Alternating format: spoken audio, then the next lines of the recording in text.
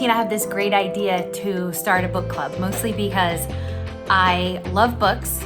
I particularly love audiobooks, and I love forcing them on other people and then talking about them. And so I started this book club, and I just put it out there on Instagram. I said, hey, read this book, and then let's come together and chat about it. And I wanted to share those chats with you here on my YouTube channel. So I hope you enjoy this video.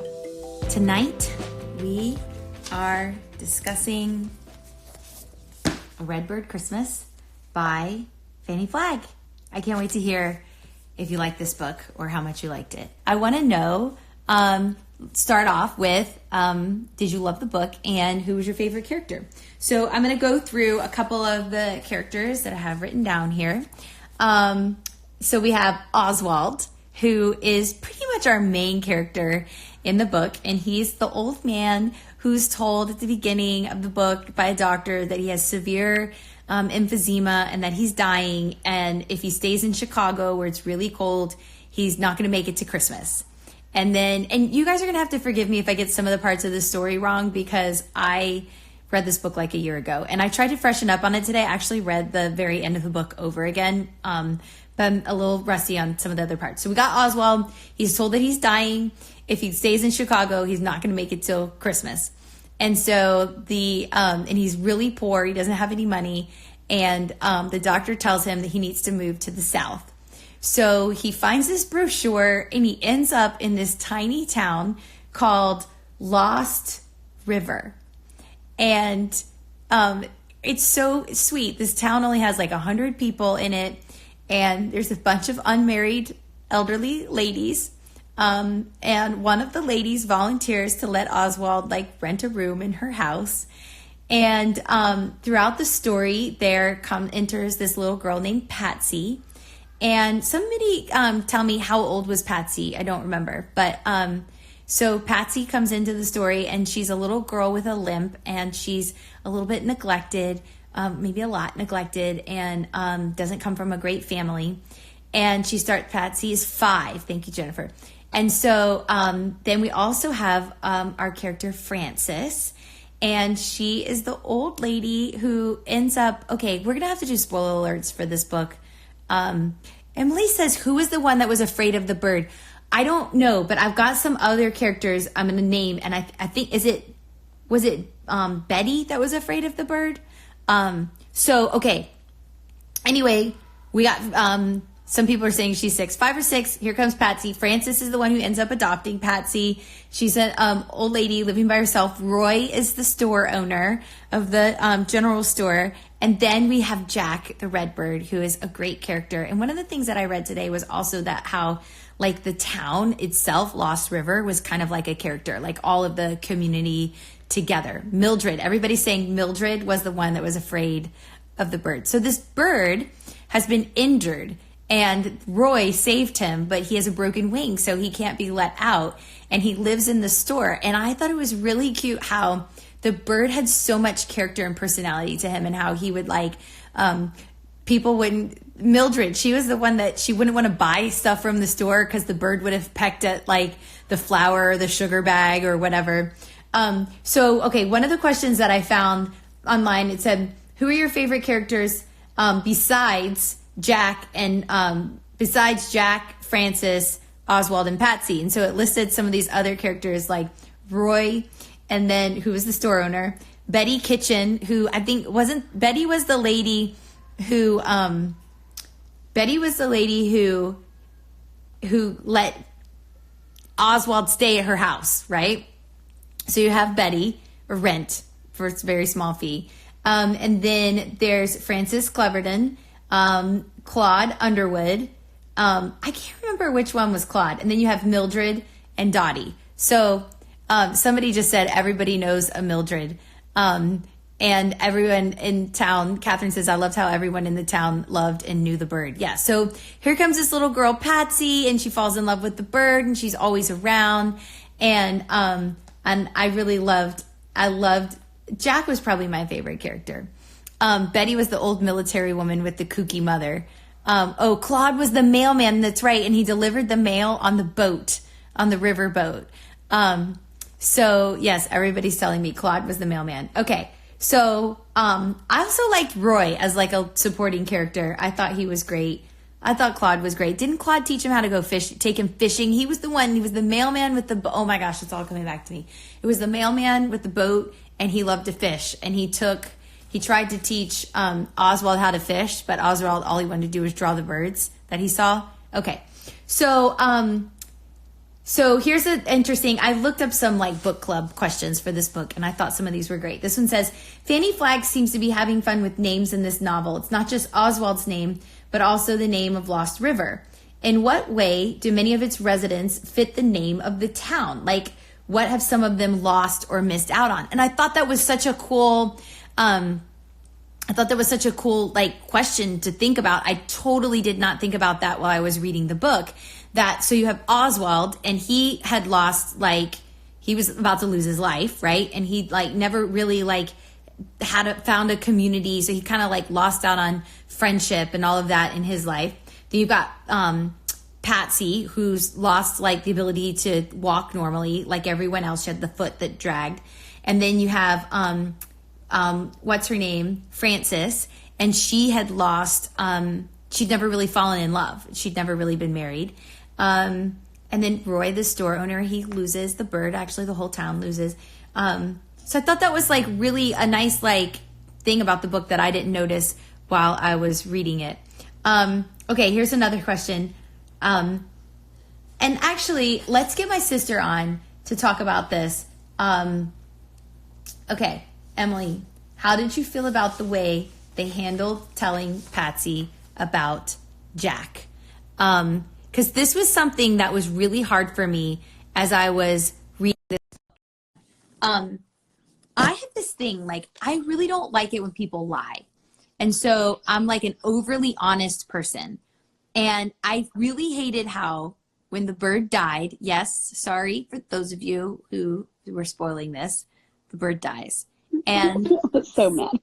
Funny thing, I was working at the office and I was in a meeting and I get this text message, and I always like, it wasn't like an important meeting or I mean, not the, whatever. It wasn't like that I couldn't look at my phone. I'm always worried that my kids are like, you know, sick or whatever, in trouble at school. And so I looked down at my phone and I have a text message from Emily. This is my sister, Emily, everyone. And Emily says, the bird dies? It made me laugh so hard. I was like, I was so mad. Yeah. So the bird died. And Ellen says she was bummed by how they told her. So what did you think about that, Emily? How they lied to the little girl? Mad. I was so mad at all of them. Bunch of liars. I know. I just wanted them to be like, just tell her. Then they painted his face with measles, and they stuffed the bird. I mean, I'm glad they stuffed the bird because, well, then they buried it. Then I was mad when they buried it. I'm like, they should have put it up like in the store forever. They had the guy like taxidermy it. Yes. And I was so frustrated though, because here's this little girl and she gets adopted by this woman. It's so sweet. And then she could have loved that stuffed bird forever. Yeah, she could have just told her. Like, kids can handle it. Kids can handle the truth. And I just wish that they had told her. But it did make for a better story that they didn't tell her. Because, that was a funny part when they're driving by and she waves to the bird. Yes. And then, like, when it snowed at the end. Yeah, that was really sweet. And the bird, she thought the bird came back. And all the redbirds. Okay, so I thought that was one of the funniest things about the book was how they were, like, Birmingham. I guess Birmingham doesn't get a lot of snow. No, it's hot there.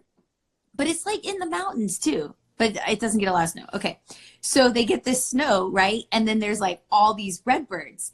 And they're all speculating on why there had been like this huge flock of redbirds, because cardinals don't, they're not a migratory bird. So they wouldn't be in like large flocks like that. Do you remember what Roy and I guess it was Roy and Oswald, but they figured out that it was because they had put out so much sunflower seeds. Yes. That all the birds came out to eat sunflower seeds.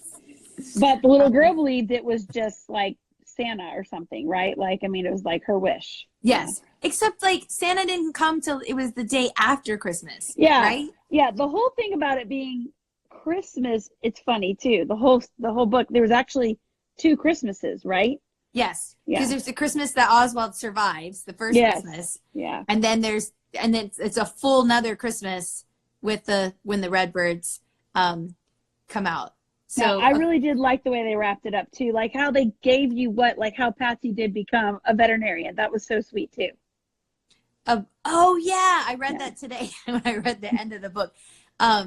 She becomes a veterinarian, and like, yeah, so this was totally your kind of book. Yeah. So, okay, Emily, the question that everybody wants to know from you.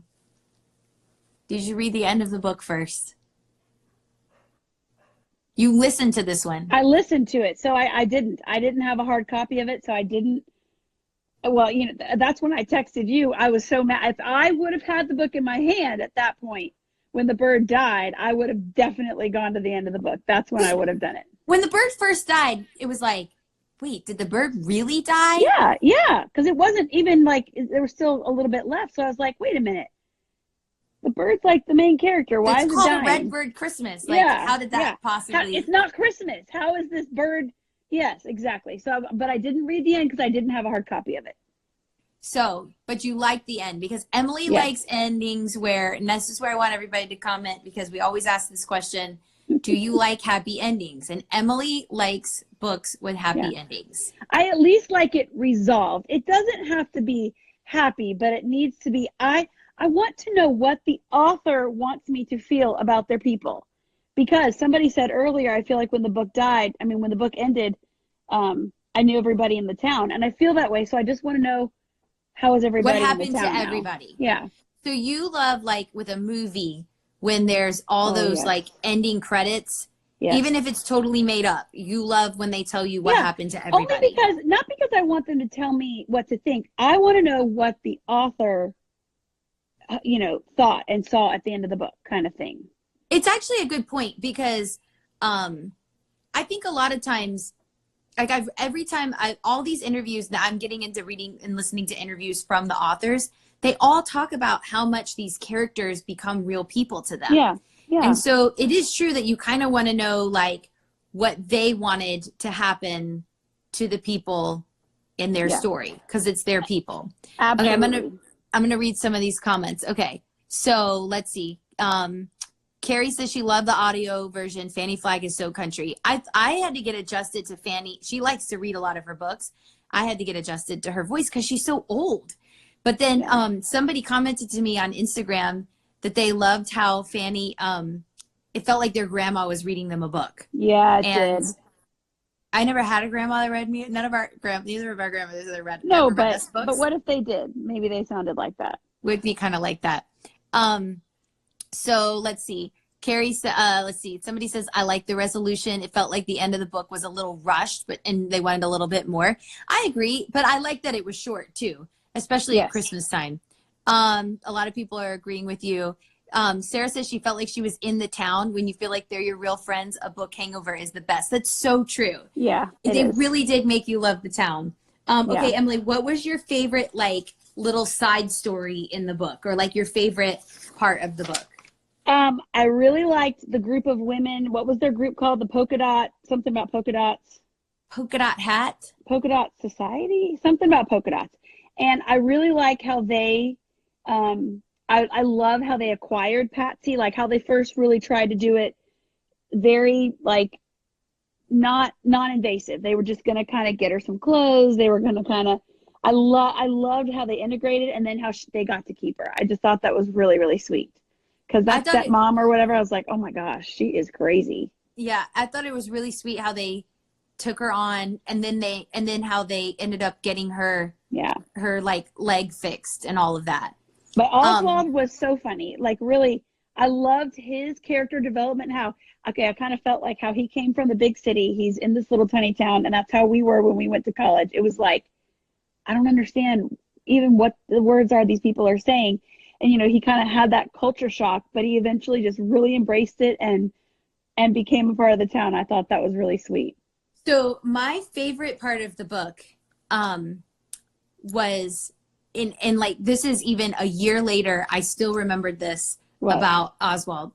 how he started drawing the birds. Yes. And yes. so he would go out and he was just drawing nature. birds. He started drawing all kinds of things. And so then he takes his drawings to like an art gallery in a hotel or something. They're trying to raise money for the surgery. That's right. And so he takes his drawings and he's like kind of haggling with the woman over the price of the drawings and thinking he's maybe going to get like $20 a piece for them. And she's like, what does she say? I don't remember the exact price. But she's like, the most I can do is $500 a piece. And he was like, and he was thinking it was like $5 and it was like 500. Yeah. And I just thought that was so great how like this man who was so lonely and so, because I really feel like that's what the book is about community. Yes. And how he found healing. She said they're 250. But Jennifer says they were 250. But how he found healing really through community. I don't really think it was the weather as much as it was the people, because he found a reason to live by being with these people. And then he like actually realized he had a talent for drawing, and he gets and he loved that little girl. Oh my gosh, when he bought her the hat, and then she like always wore the hat, the Dr. Pepper cap or whatever, the little and gave her his birthday. I loved that part so much. Oh yeah, because she didn't. I forgot about that part where she gave him the birthday. That was so sweet. Okay. Yeah. So one of the things that I read said that the healing was a central motif in the novel, and it was talking about like who gets healed and in what ways, and how Oswald wasn't the only person that got healed. No, not at all. Because it never really. So do you think he really had cancer? Like, or was it just like? It wasn't cancer. It was like emphysema, which is really kind of healed. Yeah. Yeah. That part of the story was kind of vague. Yeah. Maybe dated. Yeah. Like one of my kids was asking me the other day, they were like, Mom, do you really get sick if you go out in the cold because one of my kids' friends, the mom is always making the kid wear a coat and saying he's going to get sick if he doesn't wear a coat. And so I felt like that's false. I know, but I didn't know what to tell him because I didn't want him to know. Yeah, that's true. Because spoiler alert, Ada she told me she got in a fight the other day because she was telling people there was no Santa Claus. I was like, oh, Ada. Oh, this is Emily's 7-year-old daughter. So 8. She's 8 now. She's 8, and so I made her write apology letters. I said, you don't have to tell. The apology letter said, I'm sorry I argued with you about Santa. Will you still be my friend? I don't want her to say anything. I mean, she doesn't have to say she believes or not, but you can't tell people that. Yeah. Whoops. Yeah, I know. Okay. Sorry. So somebody says, I feel that his loneliness caused him to be sick. It's true. Yeah. Like definitely. Loneliness is actually, Ashley Tucker said, wait, there's no Santa. Sorry. Blame Ada. Sorry, okay. Ashley, lots of spoiler alerts on this podcast. But there is like loneliness is actually documented that it can make you sick. Yeah. So but people do believe that warmer weather is better for you because you're outside more. Somebody said germs make you sick, but that's true. Like you're outside, you're not indoors with sick people all the time. And he had like a weakened immune system. That's true. So let's talk about who got healed. So Oswald gets healed, and Patsy gets healed. Frances, she was married. She always wanted to have children, so she gets to be a mother. She was divorced? He died, I think. He died. Okay. They didn't have kids. Okay, Roy, he has the bird, and he loses the bird, but then he ends up getting the girl that he had loved before. That was so another person that had lost something when they were talking about different things that people had lost. Yeah, he had lost the girl. Had lost the girl, and then they get back together. Cool. Roy and Marie. The husband died. I love how people are like know all the details, and they're like, she was 5, she was 6. It was 500. The paintings were 500. No, they were 200. They were 250. So why we need each other. Together we can put the whole story back together. Oh, yeah. And then Mom says about Patsy's nurse, the therapist who married the guy. What was that guy's name? Patsy's nurse and therapist married the guy. Claude? Claude, yeah. Claude, the mailman? Yeah. Was Claude the mailman? Yes, But he was he the did boat marry guy. the nurse. Because he would drive them. And he was so odd. I loved how Fanny Flagg would say Claude. Claude. Claude, or however she said it. Butch. Yeah. He was not on my list. He was the driver guy, though. He drove them. Yes, that's right. Because not everybody had a car. Yeah, what year did this book take place? Somebody else asked that too. It was after World War II because they mentioned the war or something. Oh yeah, because he had fought in the war. So it was like in the 60s probably.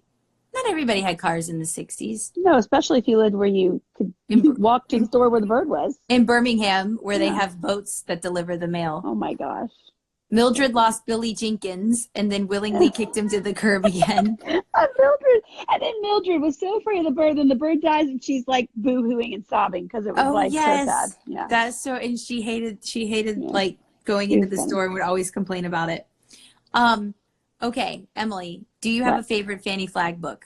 Have you read other Fanny Flagg? I've read some. I'm like you. Like I read some of Fried Green Tomatoes. I read some of that one that took place in Missouri. I read one and like a half of those. I love the Fried Green Tomatoes movie. I really love that movie. Yes, so, for everybody watching, if you've never watched that movie, watch the movie. Don't read the book, just watch the movie. Did you read the all-girls filling station reunion? That is my favorite Fanny Flagg book.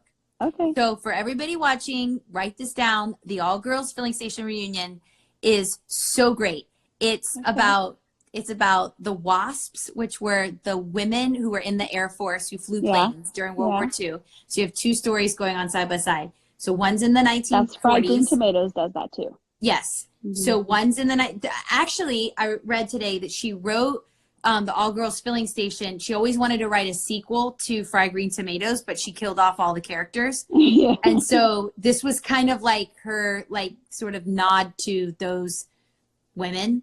Okay, I want to know, Mom, do you like is the All Girls Filling Station, is that one of the best ones to you? Yeah, and if anybody else has read that book, comment. But so there's the story, the WASPs, the women in the Air Force, and then the front story is this older woman, because Fanny Flagg always has an old lady as a main character in her book.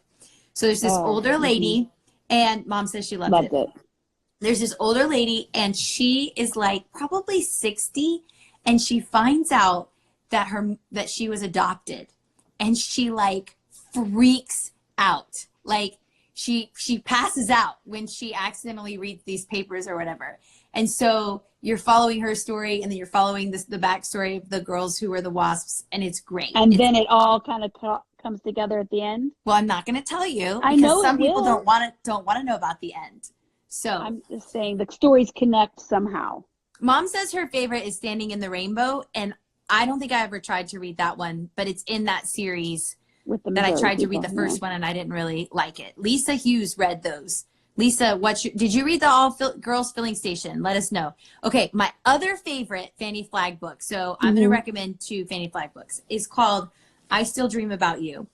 And in that book, so Fanny Flagg said that book was like her, I think she said like her love letter to Birmingham. It's all about Birmingham, but it's the funniest book because it's about this older lady who's like in her 60s, and she was a former Mrs. Birmingham, former Miss Birmingham, and she's a real estate agent, but she never got married, and she's really depressed, and she doesn't like how her life turned out, and she decides that she's going to commit suicide. And so the whole book is like about her, like things keep happening to stop her, like people keep interfering, like she has this whole elaborate plan because she doesn't want anybody to worry about her. She just wants her body to vanish. So she comes up with this whole elaborate plan, but people keep like interfering with her plan. She gives away all of her clothes. I missed one spoiler alert. Okay, she gives away all of her clothes, and she has to go to something, so she has to go buy more clothes, but she has to buy pantyhose, and she only buys expensive pantyhose, and it's just super funny. Okay, so that was really great, and the audiobook is narrated by Fanny Flagg. It's a little bit slow, but I really loved it. Okay, so thanks, Emily, for joining us. Bye, love you. Bye-bye.